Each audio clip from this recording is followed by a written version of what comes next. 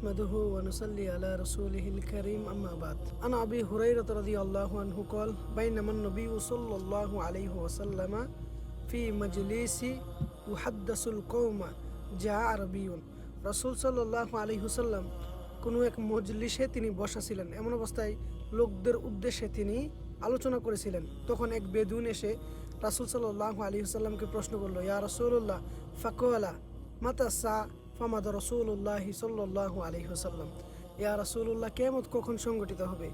রাসূল সাল্লাল্লাহু আলাইহি ওয়াসাল্লাম বললেন, তিনি বলেননি, তার কথাকে অব্যাহত করে এড়িয়ে চললেন।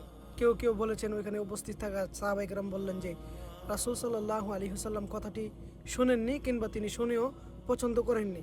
তখন রাসূল সাল্লাল্লাহু আলাইহি ওয়াসাল্লামের আলোচনা শেষ করে তিনি ওই লোকটিকে ডাকলেন এবং বলতেছেন, কিয়ামত প্রশ্নকারী লোকটি কোথায়? তখন এই বেদুন রাসূল সাল্লাল্লাহু আলাইহি ওয়াসাল্লামের কাছে আসলেন এবং বলতেছেন, ইয়া রাসূলুল্লাহ আমি হাজির।